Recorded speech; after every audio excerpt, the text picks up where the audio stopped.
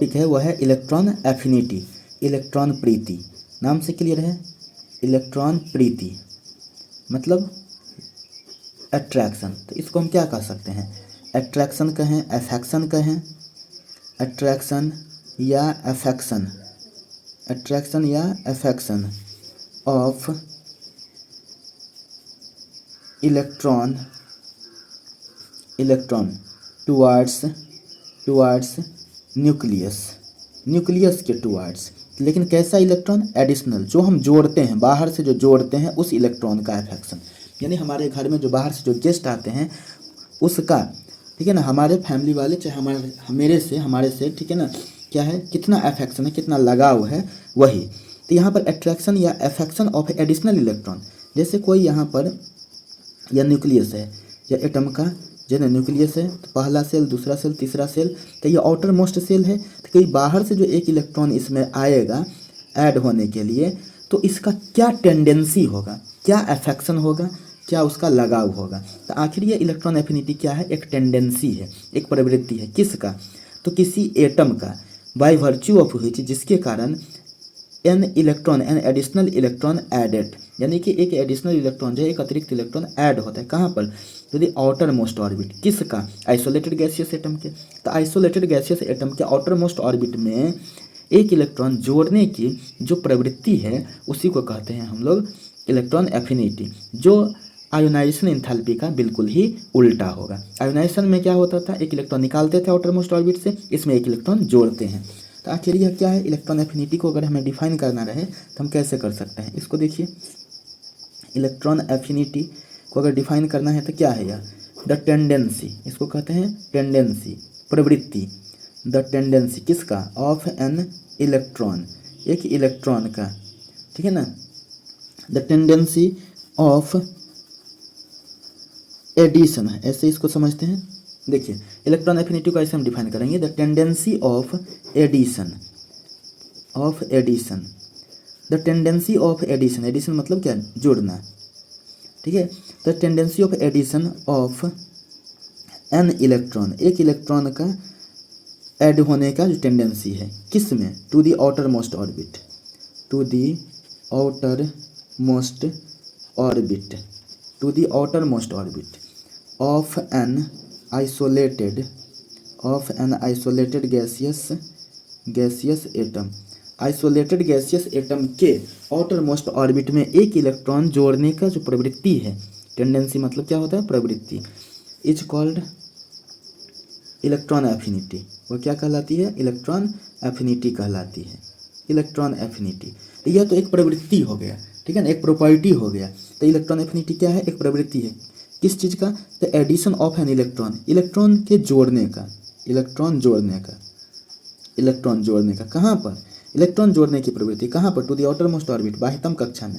किसके बाह्यतम कक्षा में, तो of an isolated gaseous atom, विलगित गैसीय परमाणु के बाह्यतम कक्षा में एक इलेक्ट्रॉन जोड़ने की प्रवृत्ति इलेक्ट्रॉन एफिनिटी या इलेक्ट्रॉन प्रीति कहलाती है, ये प्रवृत्ति। लेकिन अगर इसको हमें जो है ना वैल्यू में ले जाना है, यानी कैलकुलेशन में ले जाना है, तो क्या हम कैसे, टेंडेंसी को तो बस देखा जा सकता है। अगर मेजर करना है तो उसके लिए एक टर्म आता है इलेक्ट्रॉन गेन एंथैल्पी, यानी हम यहाँ पर लिखेंगे कि इलेक्ट्रॉन एफिनिटी, यह तो एक प्रवृत्ति है, प्रवृत्ति को अब जो है उसको एक मेजरमेंट में तो लाएंगे। तो कौन सा मेजरमेंट होगा इसका, electron affinity is measured, electron affinity जो है मापा जाता है इन टर्म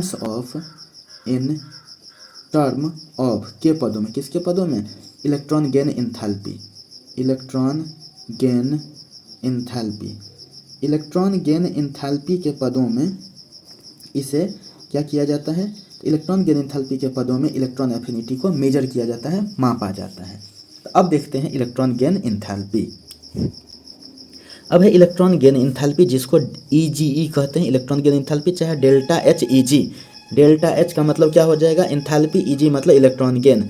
अब इसमें होता क्या है, मैंने पहले बताया कि किसी भी परमाणु के बाह्यतम कक्षा में, किसी एटम के आउटर मोस्ट ऑर्बिट में एक इलेक्ट्रॉन जोड़ने की व्यवस्था, एक इलेक्ट्रॉन को प्लस करते हैं इसमें जोड़ने की व्यवस्था, जोड़ने की प्रवृत्ति। अब कितना आसानी से इलेक्ट्रॉन जुड़ जाता है इसमें, चाहे कितना परेशानी से जुड़ता है, तो इस चीज़ को हम मेजर करते हैं, मापते हैं। तो कैसे मापते हैं, तो एनर्जी के रूप में। कैसे पता चलेगा एनर्जी के रूप में, तो देखिए इलेक्ट्रॉन जोड़ने पर जो है ना एनर्जी रिलीज होती है। ज़्यादा एनर्जी रिलीज हो इसका मतलब क्या, ज़्यादा आकर्षण है। कम एनर्जी रिलीज हो तो कम आकर्षण है। रिलीज एनर्जी को हम माइनस में दिखाते हैं, ठीक है ना, क्योंकि ऐसे हम कह सकते हैं अगर हीट के रूप में एनर्जी निकले तो इसको कहते हैं एक्सोथर्मिक प्रोसेस, यानी हीट मतलब हीट एनर्जी का रिलीज होना। तो ऐसे समझते हैं कि एनर्जी का रिलीज होना। तो इलेक्ट्रॉन गेन एंथैल्पी को हम जब मेजर करेंगे, रिलीज ऑफ एनर्जी, तो देखिए the amount of energy released, उत्सर्जित ऊर्जा की मात्रा। तो इसको हम जो ना लिखेंगे तो क्या है, उत्सर्जित ऊर्जा की मात्रा, उत्सर्जित ऊर्जा की मात्रा। कब, तो व्हेन एन इलेक्ट्रॉन, जब एक electron is measured, is added, जोड़ा जाता है, जब एक इलेक्ट्रॉन जोड़ा जाता है, कहाँ, इन वैलेंस सेल या आउटर मोस्ट सेल, जिसको हम क्या कहते हैं, बाह्यतम कक्षा या संयोजी कक्षा में। आउटर मोस्ट ऑर्बिट को ही कहते हैं वैलेंस सेल। तो बाह्यतम कक्षा में एक इलेक्ट्रॉन को जब जोड़ा जाता है तब ऊर्जा की जो मात्रा उत्सर्जित होती है, कहाँ पर जोड़ा जाता है, वैलेंस सेल किसका, of an isolated gaseous atom, विलगित गैसीय परमाणु के। तो विलगित गैसीय परमाणु के बाह्यतम कक्षा में एक इलेक्ट्रॉन को जोड़ा जाता है, विलगित गैसीय परमाणु की बाह्यतम कक्षा में एक इलेक्ट्रॉन को जोड़ा जाता है, तब जो एनर्जी रिलीज होती है, ठीक है ना, उसी को कहते हैं इलेक्ट्रॉन गेन एंथैल्पी। तो अब तो पता चला इलेक्ट्रॉन एफिनिटी का मेजरमेंट है, ठीक है ना, मैथमेटिकल मेजरमेंट हम कह सकते हैं, मैथमेटिकल कैलकुलेशन कह सकते हैं, क्या, इलेक्ट्रॉन गेन एंथैल्पी। यानी इलेक्ट्रॉन गेन एंथैल्पी के माध्यम से हम इलेक्ट्रॉन एफिनिटी को समझ सकते हैं। जो यह इलेक्ट्रॉन गेन एंथैल्पी चाहे इलेक्ट्रॉन एफिनिटी जो है आयोनाइजेशन एनर्जी का उल्टा होता है। आयोनाइजेशन एनर्जी में एक इलेक्ट्रॉन निकालना होता था एनर्जी लगा के, इसमें एक इलेक्ट्रॉन जोड़ते हैं एनर्जी निकलता है। इसमें इलेक्ट्रॉन को जोड़ते हैं एनर्जी निकलता है, उसमें क्या है, इलेक्ट्रॉन को निकालते थे एनर्जी जोड़ते थे, एनर्जी का जरूरत पड़ता था।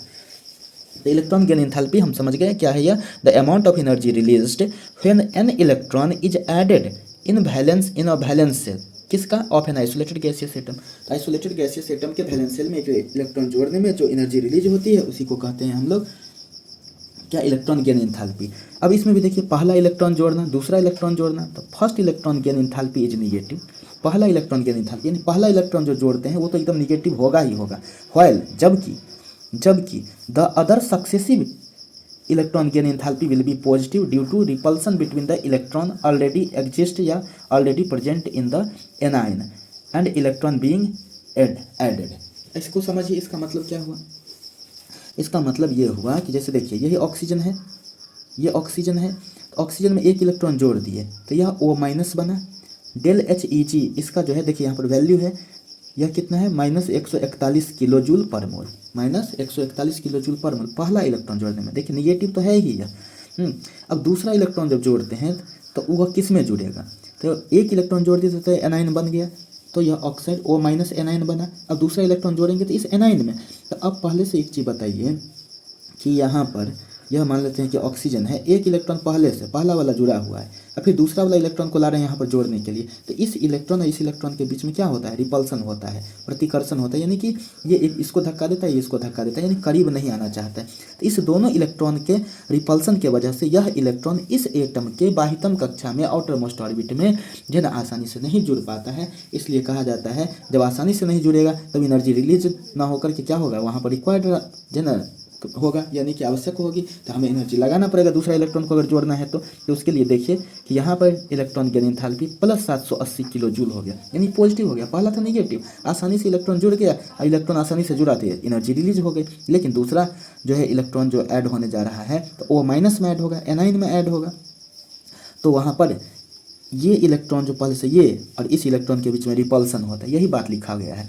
तो first electron gain enthalpy is negative, जैसे -141 किलो जूल पर मोल निगेटिव, व्हाइल जबकि the other successive electron gain enthalpy जैसे ये बाद वाला है विल बी पॉजिटिव होगा। क्यों, तो ड्यू टू रिपल्सन के वजह से। इसके बीच रिपल्सन, तो between the electrons already present, जो पहले से प्रेजेंट है, ये इलेक्ट्रॉन जो यहाँ पर पहले से प्रेजेंट है, ये इलेक्ट्रॉन जो पहले से प्रेजेंट है, और किसके बीच में, ठीक है ना, तो ये प्रेजेंट कहाँ पर है, एनाइन में, तो O माइनस क्या है, एनाइन में ना, तो एनाइन में जो ऑलरेडी प्रेजेंट है जो इलेक्ट्रॉन उसके बीच, and the electron being added, जिस इलेक्ट्रॉन को जोड़ा जाना है, जो इलेक्ट्रॉन को जोड़ रहे हैं, ठीक है ना, उस इलेक्ट्रॉन और यहाँ एनाइन में प्रेजेंट इलेक्ट्रॉन के बीच रिपल्सन के कारण से ये जो बाद वाला जो इलेक्ट्रॉन गेन एंथैल्पी है पॉजिटिव हो गया। तो पहला इलेक्ट्रॉन गेन एंथैल्पी निगेटिव, बाद वाला जितना भी इलेक्ट्रॉन गेन एंथैल्पी होगा वह पॉजिटिव होगा।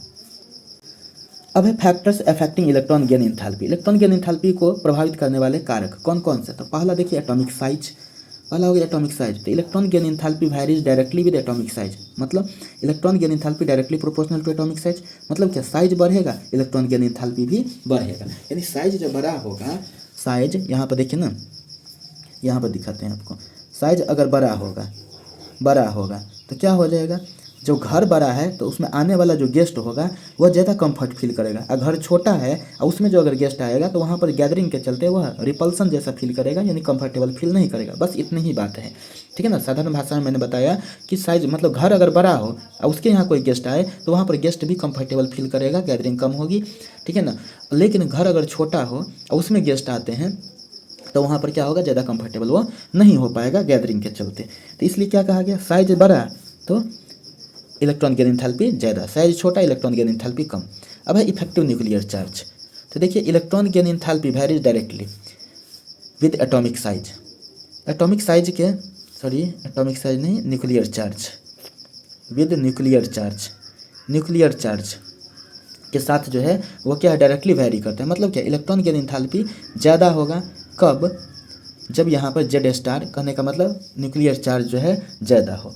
और न्यूक्लियर चार्ज कैसे, तो जेड स्टार जो है ना, पीछे हम लोग जो है ना पढ़ चुके हैं, जेड माइनस सिग्मा होता है, ठीक है ना, ये सिग्मा से स्लैटर्स कांस्टेंट है, ये सारा चीज़ कॉन्सेप्ट पढ़ चुके हैं। यानी कि इफेक्टिव न्यूक्लियर चार्ज ज़्यादा होगा तो इलेक्ट्रॉन गेन एंथैल्पी ज़्यादा। अब है इलेक्ट्रॉनिक कन्फिग्रेशन। देखिए half filled and full filled electronic configuration having stable condition and hence less tendency to add an electron. जो स्टेबल है तो उसको इलेक्ट्रॉन लेने की आवश्यकता क्या है, ठीक है ना। अब ऐसे समझिए ना कि जो खुद ही समर्थ है, खुद ही पहले से जो है ना वो रिच है, वो कर्जा तो नहीं लेगा। तो बस वही बातें हैं यहाँ। तो देखिए इलेक्ट्रॉनिक कन्फिग्रेशन, तो हाफ फील्ड और फुल फील्ड एटॉमिक ऑर्बिटल जो है ना, इलेक्ट्रॉनिक कन्फिग्रेशन अगर रहता है तो उसका स्टेबल कंडीशन है, वो स्टेबल कंडीशन में इलेक्ट्रॉन के जोड़ने की टेंडेंसी जो है कम होगी। इसका मतलब क्या ऐसे इफेक्ट करेगा कि स्टेबल इलेक्ट्रॉनिक कन्फिग्रेशन का इलेक्ट्रॉन गेन एंथैल्पी यानी इलेक्ट्रॉन एफिनिटी कम होगा। अब है अलोंग अ पीरियड। अब इसका ट्रेंड क्या है, इलेक्ट्रॉन गेन एंथैल्पी का ट्रेंड पीरियड में क्या है और ग्रुप में क्या है। Along a period electron gain enthalpy becomes more and more negative. More and more negative मतलब क्या हो गया, जैसे लेफ्ट से राइट जा रहे हैं तो मोर एंड मोर निगेटिव का मतलब क्या, बड़ी आसानी से इलेक्ट्रॉन उसमें जो है ना जुड़ेगा। तो वही चीज़ की becomes more and more negative while, जबकि on moving down the group, लेकिन जब डाउन आते हैं ग्रुप में तो इट बिकम्स लेस निगेटिव, ये लेस निगेटिव हो जाता है। अब क्यों होता है, तो इसके पीछे फैक्टर्स काम करता है। तो इस चीज़ को एक एक करके, ये तो जनरल ट्रेंड हो गया, अब ये क्यों होता है उसके लिए अब आगे जो है हम इसका रीजन देखते हैं। अब देखिए how does electronic configuration affect electron gain enthalpy. Electron gain enthalpy को कैसे, इलेक्ट्रॉनिक कन्फिग्रेशन जो फैक्टर पढ़ रहे थे, ठीक है ना, तो उसी से संबंधित है कि इलेक्ट्रॉनिक कन्फिग्रेशन जो है इलेक्ट्रॉन गेन एंथैल्पी को कैसे प्रभावित करता है। देखिए stable the electronic configuration of an atom, किसी परमाणु का इलेक्ट्रॉनिक कन्फिग्रेशन जितना स्टेबल होगा laser will be its tendency, तो उसकी प्रवृत्ति कम होगी क्या करने की, टू एक्सेप्ट ग्रहण करने की, किसको, the electron, and larger will be the positive value of its electron gain enthalpy. Electron को ग्रहण करने की टेंडेंसी कम होगी, यानी कि इलेक्ट्रॉन गेन एंथैल्पी कम होगी। इलेक्ट्रॉन गेन एंथैल्पी की पहचान माइनस है, जितना माइनस है उसका मतलब क्या है, माइनस में जितना ज़्यादा वैल्यू होगा इसका मतलब क्या, इलेक्ट्रॉन गेन एंथैल्पी यानी इलेक्ट्रॉन एफिनिटी उतना ज़्यादा है। और इलेक्ट्रॉन गेन एंथैल्पी का वैल्यू जितना पॉजिटिव की तरफ जाएगा, लेस निगेटिव या पॉजिटिव की तरफ समझना है कि उसमें इलेक्ट्रॉन गेन एंथैल्पी कम, यानी कि इलेक्ट्रॉन एफिनिटी कम है, इलेक्ट्रॉन को ग्रहण करने की क्षमता वहाँ पर कम है। इसलिए कहा गया स्टेबल इलेक्ट्रॉनिक कन्फिग्रेशन अगर होगा तो एक इलेक्ट्रॉन को ग्रहण करने की क्षमता कम होगी, lesser will be its tendency, उसकी प्रवृत्ति कम होगी to accept an electron, and larger will be the positive value of its electron gain enthalpy. Electron gain enthalpy का वैल्यू पॉजिटिव होगा या लेस निगेटिव होगा। फॉर एग्जाम्पल जैसे नाइट्रोजन की बात करते हैं 1s2 2s2 2p3 है, तो यहाँ पर देखिए जो 2p3 में था, p में भी तो 3 ऑर्बिटल होता है, 1s2 वाला तो ये रहा, 2s2 वाला ये रहा, 2p3 में 3 ऑर्बिटल px py pz। अब चूंकि यहाँ पर 2p है तो इसलिए 2px 2py 2pz, तो एक एक इलेक्ट्रॉन सबको दे दिया गया, तो यह हाफ फील्ड हो गया, half filled p subshell of the valence shell, valence shell का यह half filled p subshell है। नियॉन की अगर बात करते हैं तो देखिए 1s2 2s2 2p6, क्योंकि इसमें 10 इलेक्ट्रॉन है तो 2 2 4 6 10, 1s2 2s2 2p6, 2p में भी क्या है px py pz, तो 2px 2py 2pz, 6 इलेक्ट्रॉन तो 2 2 4 2 6। तो देखिए यहाँ पर 2 इलेक्ट्रॉन, यहाँ 2 इलेक्ट्रॉन, इसमें भी 2 इलेक्ट्रॉन 2 इलेक्ट्रॉन 2 इलेक्ट्रॉन, सब का सब भरा हुआ है, तो इसलिए इसको कहते हैं fulfilled. p subshell of valence shell, valence shell का यह क्या हो जाएगा, फुलफिल्ड पी सबसेल है। इसलिए यह भी स्टेबल इलेक्ट्रॉनिक कन्फिग्रेशन, यह भी stable electronic configuration half field के चलते और ये फुल फील्ड के चलते, और इसलिए इन सबों का जो इलेक्ट्रॉन गेन एंथैल्पी होगा वह लेस निगेटिव, यानी कि लेस निगेटिव या पॉजिटिव होगा। इसका मतलब क्या होगा, इलेक्ट्रॉन को ग्रहण करने की क्षमता इसमें जो ना काफ़ी कम होगी, इसमें तो और बहुत कम होगी, इसमें तो थोड़ा सा है भी। अभी हम पीछे पढ़े थे जनरल ट्रेंड कि लेफ्ट टू राइट जाते हैं किसी पीरियड में तो क्या होता है, इलेक्ट्रॉन गेन एंथैल्पी इंक्रीज करता है। इंक्रीज करने का मतलब मोर एंड मोर निगेटिव, जितना ज़्यादा निगेटिव होगा इलेक्ट्रॉन को ग्रहण करने की टेंडेंसी उतना ज़्यादा होगी, यानी इलेक्ट्रॉन गेन एंथैल्पी ज़्यादा, इलेक्ट्रॉन एफिनिटी ज़्यादा। या फिर उसको इस तरह से क्वेश्चन को पूछा जा सकता है कि discuss the variation of electron gain enthalpy in a period, किसी पीरियड में इलेक्ट्रॉन गेन एंथैल्पी के वेरिएशन को डिस्कस कीजिए। तो पीरियड का मतलब क्या, लेफ्ट से राइट ना, लेफ्ट से राइट 7 पीरियड्स हैं पीरियोडिक टेबल में।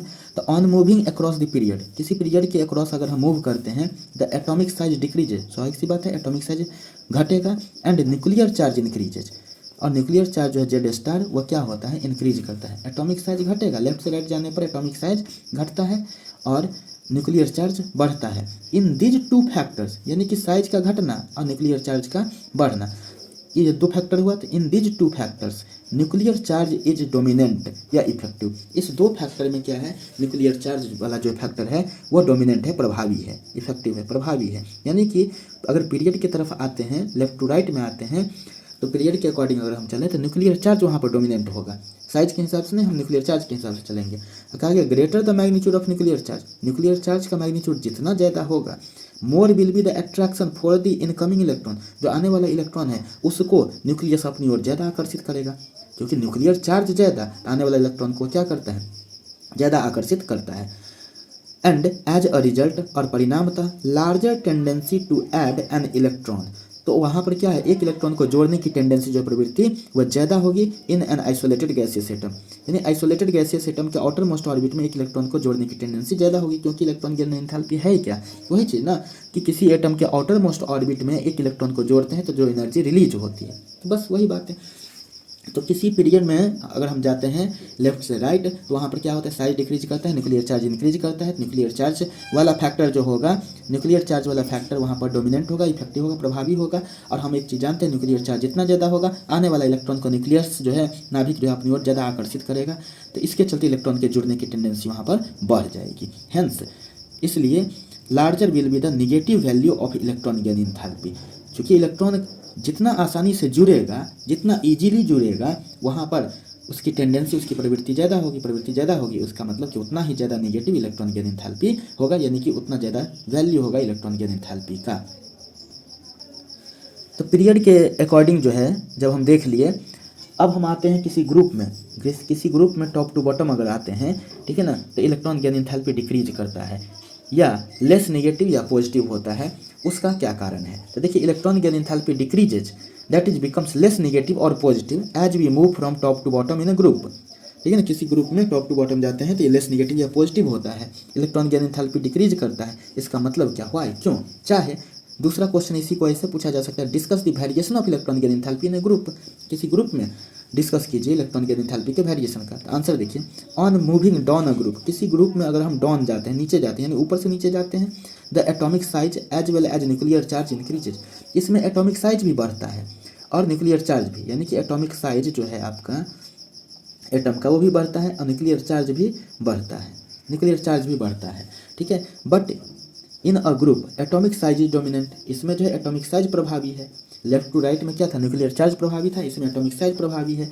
Larger the size of an atom is, अब देखिए एटम का साइज अगर लार्जर होगा, more will be the distance between nucleus and additional electron. तो यहाँ पर जैसे देखिए कि न्यूक्लियस अब साइज बड़ा होगा तो इसका वैलेंशियल यहाँ पर गया, तो इस दोनों के बीच का डिस्टेंस क्या है, इस दोनों के बीच का डिस्टेंस क्या है, ज़्यादा हो गया, ठीक है। यही चीज़ लिखा गया कि larger the size of an atom, atom का साइज लार्जर होगा, more will be its distance, तो डिस्टेंस जो है ज़्यादा होगा किसके किसके बीच, between nucleus and additional electron. यहाँ पर इलेक्ट्रॉन तो इसमें आएगा, इलेक्ट्रॉन तो यहाँ पर आया ना आउटर मोस्ट ऑर्बिट में, और यहाँ पर न्यूक्लियस, तो इसके बीच में क्या हो जाएगा, जो है डिस्टेंस ज़्यादा होगा, and hence smaller will be the negative value. ठीक है, यानी कि यहाँ पर साइज बड़ा तो आउटर मोस्ट ऑर्बिट यहाँ पर है, इलेक्ट्रॉन यहीं पर रह गया, इधर की तरफ ज़्यादा आकर्षण इसका नहीं रह गया, तो इसलिए यहाँ पर क्या कहा गया कि less negative value electron gain enthalpy का। यानी कि अब देखिए सम इरेगुलरिटीज, कुछ अनियमितताएं are observed among the elements of group 2, group 15 and group 18। पहले इसको देख लेते हैं, उसके बाद से फ्लोरीन क्लोरीन ऑक्सीजन सल्फर के बीच वाला कंडीशन को देखेंगे। इसमें देखिए जैसे ग्रुप 2 एलिमेंट है तो क्या है, beryllium, magnesium, calcium, strontium, barium, radium, बेटा मांगे कार स्कूटर बापरा जी।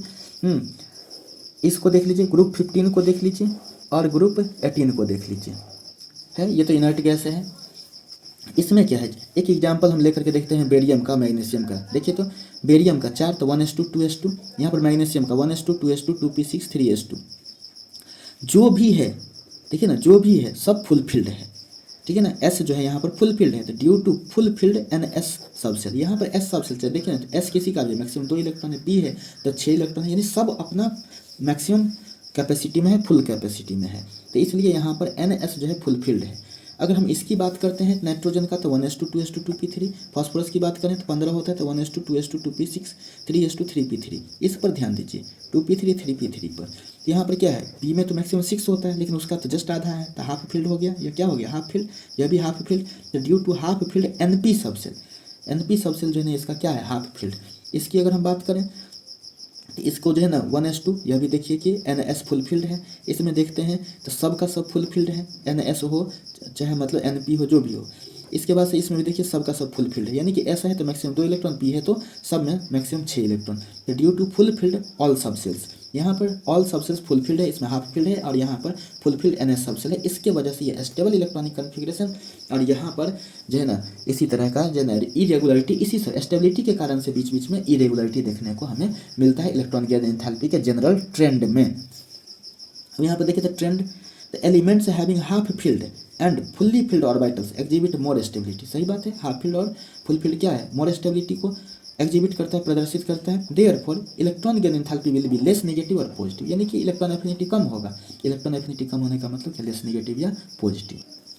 अब इसको देखते हैं तो between fluorine F and chlorine Cl, fluorine और क्लोरीन के बीच इलेक्ट्रॉन गेन एंथैल्पी या इलेक्ट्रॉन एफिनिटी ऑर्डर क्या होगा, तो क्लोरीन फ्लोरीन के बीच में देखते हैं तो Cl का ज़्यादा होगा, जो कि जनरल ट्रेंड क्या है, जनरल ट्रेंड है ऊपर से नीचे आते हैं तो घटते जा रहा है। तो इस लिहाज से क्या हो जाएगा, क्लोरीन का इलेक्ट्रॉन गेन एंथैल्पी कम होगा फ्लोरीन से, लेकिन यहाँ पर क्या दिख रहा है हमें, Cl का ही ज़्यादा है, तो ये इरेगुलरिटी आया, एक्सेप्शनल हुआ। और इसी तरह से ऑक्सीजन सल्फर के बीच देखते हैं, and between oxygen and sulphur OS के बीच, तो दिस ऑर्डर इज क्या हो जाएगा, इसमें भी वही बात, 16th ग्रुप में क्या होता है, ऑक्सीजन सल्फर सेलेनियम ऐसे होता है 16th ग्रुप में, तो उसके साथ भी उसी तरह से घटना चाहिए था इलेक्ट्रॉन एफिनिटी को, लेकिन इसमें क्या ऑक्सीजन सल्फर के बीच यह सल्फर का ज़्यादा हो गया। तो क्यों हुआ है, इसी कंडीशन को हमें देखना है। तो देखिए जरा सा, तो ऑर्डर तो हमको समझ में आ गया, Cl और F के बीच में होना चाहिए था F का ज़्यादा, लेकिन हो गया Cl का। इसी तरह से ऑक्सीजन सल्फर के बीच में होना चाहिए था ऑक्सीजन का, लेकिन हो गया सल्फर का। अब देखिए उसके पीछे का कारण क्या है, तो फ्लोरीन का 9 होता है एटॉमिक नंबर, तो इसलिए नंबर ऑफ इलेक्ट्रॉन्स भी 9 होगा, तो 2,7 Kl, 2 इसमें सेल है। क्लोरीन की बात करते हैं इसमें 3 सेल है, KLM 287, तो 2 सेल है, तो देखिए ना 2 इलेक्ट्रॉन इसमें फर्स्ट सेल में, इसमें 7 इलेक्ट्रॉन किस में है, सेकंड सेल में। यहाँ पर देखिए 2 इलेक्ट्रॉन, फिर 8 इलेक्ट्रॉन, 7 इलेक्ट्रॉन थर्ड सेल में। आउटर मोस्ट ऑर्बिट में क्या है इसका, 7 इलेक्ट्रॉन है, यानी 7 ही इलेक्ट्रॉन ज़्यादा जगह में है, यहाँ पर 7 ही इलेक्ट्रॉन कम जगह में है। उसी तरह से ऑक्सीजन सल्फर के बीच अगर देखते हैं तो क्या है, 6 इलेक्ट्रॉन कम जगह में है, देखिए तो सल्फर में 6 इलेक्ट्रॉन जो है ज़्यादा जगह में है। तो अगर कम जगह में जैसे यहाँ पर देखिए कि एक बॉल है, इस पर ये देखिए एक बॉल है, इस पर हम कहेंगे कि इस पर जो है 10 पॉइंट हमको रखना है, तो छोटा बॉल पर पॉइंट नज़दीक आ जाएगा, यानी कि डेंसिटी यहाँ ज़्यादा हो जाएगा। लेकिन एक बड़ा सा बॉल है, 10 ही पॉइंट रखना है, तो दूरी पर जाएगा, डेंसिटी यहाँ पर कम हो जाएगा। ठीक है, तो इसी चीज़ को क्वेश्चन के माध्यम से उसी चीज़ को समझते हैं। जैसे इलेक्ट्रॉन एफिनिटी या electron gain enthalpy of chlorine is greater than fluorine, why, क्योंकि एक्सेप्शनल है, तो इसका कारण क्या है, देखिए ना जो पीछे अभी दिखाए थे 2,7, 2 ही सेल है, इसमें 3 सेल है 287, तो इसमें 2 ही सेल में, यानी सेकंड सेल में 7 इलेक्ट्रॉन है, कम जगह में उतना ही इलेक्ट्रॉन, इसमें थर्ड सेल में यानी कि ज़्यादा जगह में उतना ही इलेक्ट्रॉन। तो when an electron is added, चूँकि पढ़ क्या रहे हैं, इलेक्ट्रॉन गेन एंथैल्पी पढ़ रहे हैं ना, जब एक इलेक्ट्रॉन को हम ऐड करते हैं किस में, ठीक है, to fluorine atom then it is added to second energy level L shell. तो ये कहाँ पर है, अगर इसमें हम एक इलेक्ट्रॉन को ऐड करेंगे तो कहाँ पर ऐड होगा, सेकेंड सेल में, सेकेंड एनर्जी लेवल यानी एल सेल में।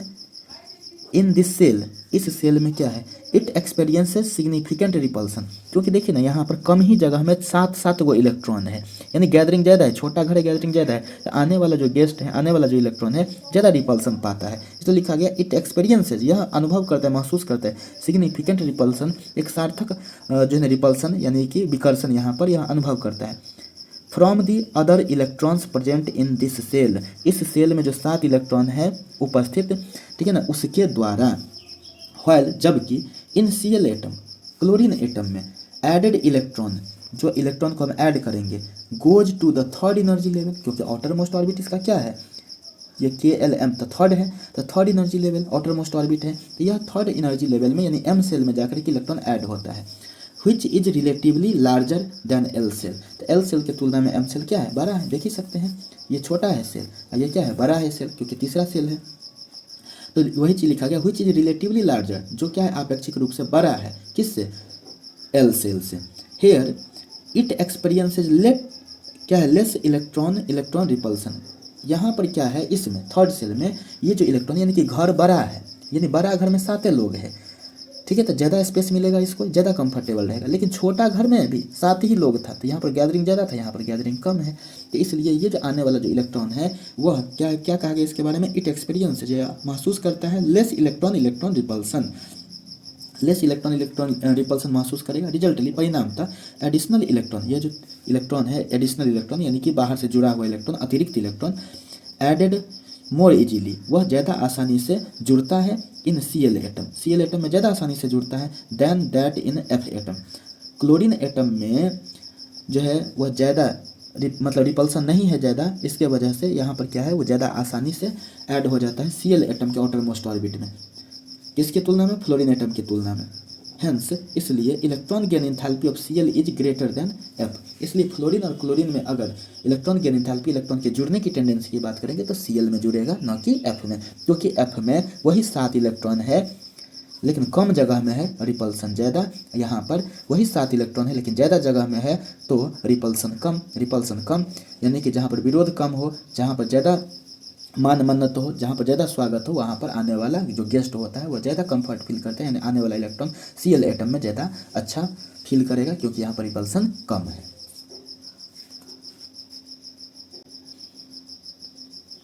अब देखिए, electron gain enthalpy can be measured, मापा जा सकता है बाय बोर्न-हाइवर्ट साइकिल, बोर्न-हाइवर्ट साइकिल द्वारा इसे मापा जा सकता है इलेक्ट्रॉन गेन एंथैल्पी को, ठीक है ना। अब क्या है बोर्न-हाइवर्ट साइकिल, वह नेक्स्ट चैप्टर केमिकल बॉन्डिंग में हम लोग पढ़ेंगे।